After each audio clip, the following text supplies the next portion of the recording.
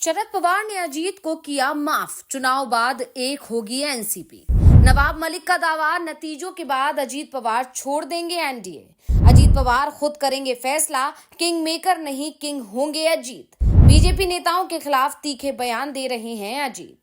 महाराष्ट्र विधानसभा चुनाव में अभी तो दो गठबंधनों के बीच लड़ाई दिखाई दे रही है, लेकिन चुनाव नतीजों के बाद इन गठबंधनों में से कौन सा दल किसके साथ जाएगा, इस पर ही अब चर्चाएं शुरू हो गई हैं। सबसे ज्यादा चर्चा इस समय अजीत पवार को लेकर हो रही है। अजीत पवार महायुति यानी एनडीए के साथ ही रहेंगे या फिर महाविकास अघाड़ी के साथ चले जाएंगे, अपने चाचा के पास लौट जाएंगे। इसे लेकर सबसे ज्यादा चर्चाएं चल रही हैं। अजीत पवार ने भी इस समय जो स्टैंड लिया है वो एमबीए के खिलाफ कम दिखाई दे रहा है, बल्कि बीजेपी और शिंदे की शिवसेना के खिलाफ ज्यादा दिखाई दे रहा है।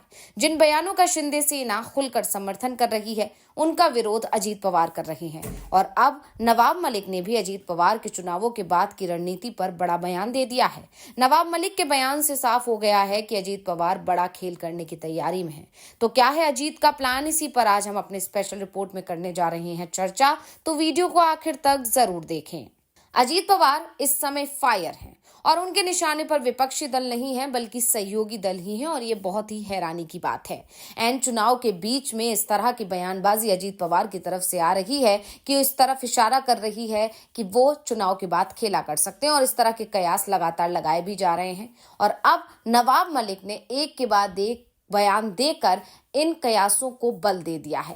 पहले भी नवाब मलिक ने कहा था कि अजीत पवार पलटी मार सकते हैं, वो किंग मेकर की भूमिका में है, और अब एक बार फिर नवाब मलिक ने ऐसा ही कुछ बयान दे दिया है, जिसके बाद से कहा जा रहा है कि बीजेपी की टेंशन बढ़ने वाली है, क्योंकि बीजेपी को चुनाव के बाद या चुनाव से पहले ही एनडीए में बड़ी टूट होती हुई दिखाई दे रही है।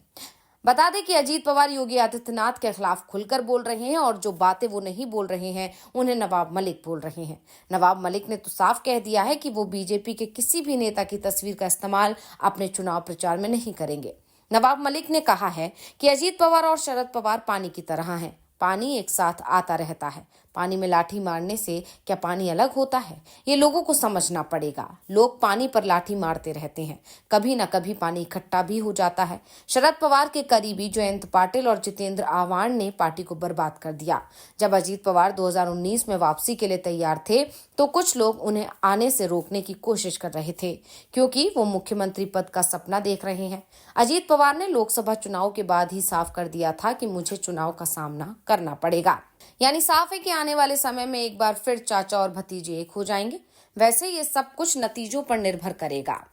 वोटिंग के नतीजे आने के बाद कौन किसके साथ होगा ये कोई नहीं बता सकता। लोग चाहते हैं कि अजीत पवार और शरद पवार एक साथ आएं। दरअसल दावा किया जा रहा है कि अगर महाराष्ट्र में महायुति और एमबीए दोनों ही बराबरी की स्थिति में रहते हैं तो अजीत पवार खेल कर सकते हैं। वो सीएम पद के लिए पलटी भी मार सकते हैं, और इसी के चलते आजकल शरद पवार भी अजीत की तारीफ करने लगे हैं। लेकिन उनकी पहली कोशिश है कि ज्यादा से ज्यादा सीट जीत ली जाए। वैसे भी महाराष्ट्र में इस बात की चर्चा तो आम हो चुकी है कि एनसीपी ने बिना लड़े ही 36 सीटें जीत ली हैं। दरअसल 36 सीटों पर शरद पवार की एनसीपी का मुकाबला अजीत पवार की एनसीपी से हो रहा है।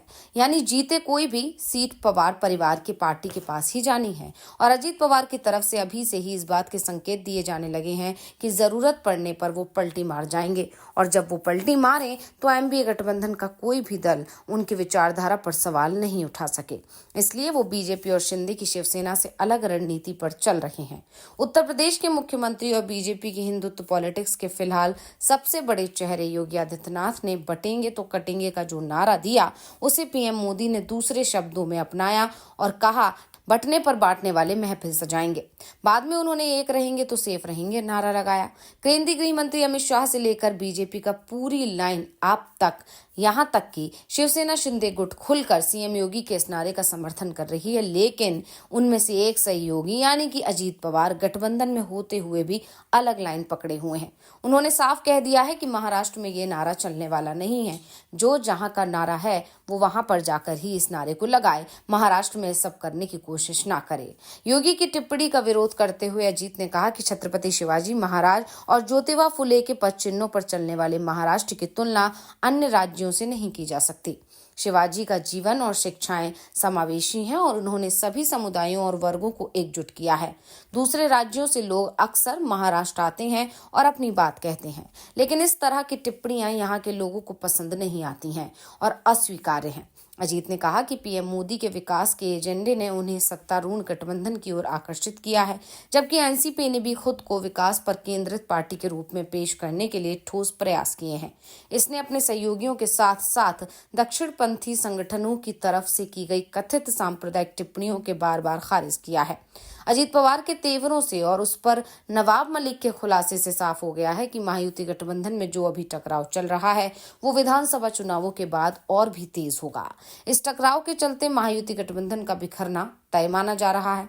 एनसीपी अजीत गुट के नेता भी अब ये बात मानने लगे हैं कि अगर महायुति गठबंधन की सीटें 160 के पार नहीं हुई तो फिर ये तय मानकर चले कि अजीत पवार पाला बदल जाएंगे। बस सरकार महायुति की बनती दिखाई दे और अजीत किंग मेकर की भूमिका में रहे। सीटों की संख्या 150 के करीब ही पहुंचे तो ऐसे में अजीत पवार एमबीए में जाने से पीछे नहीं हटेंगे, क्योंकि उनका सपना सीएम बनने का है और साथ ही एमबीए को सत्ता में लाने के चलते वो परिवार के साथ भी जुड़ सकते हैं। और इसी के चलते जो लाइन शरद पवार की है, अजीत पवार उसी पर बेहद मजबूती से चलते हुए दिखाई दे रहे हैं। यहाँ तक कि लोकसभा चुनाव में जरूर उन्होंने अपने चाचा पर तीखे हमले किए थे, लेकिन अब ना तो वो शरद पवार के खिलाफ कुछ बोल रहे हैं और ना ही सहयोगी दल के किसी नेता को शरद के खिलाफ तीखा बयान देने दे रहे हैं। अजीत पवार इस समय सभी स्थितियों को अच्छे से समझ रहे हैं, इसलिए वो महायुति में होते हुए भी एक स्वतंत्र राय पेश करते नजर आ रहे हैं। कुछ ऐसा ही उनका रुख नवाब मलिक को टिकट देने पर रहा। बीजेपी की तरफ से अजीत पवार को लगभग धमकाया तक गया, यहाँ तक कहा गया कि एनसीपी उन्हें टिकट ना दे और अजीत पवार ने भी बीजेपी को अंधेरे में रखा और नामांकन के आखिरी घंटे में नवाब मलिक का टिकट पक्का कर दिया। इससे पहले भी एनसीपी और महायुति के बीच दरार बढ़ती नजर आई थी।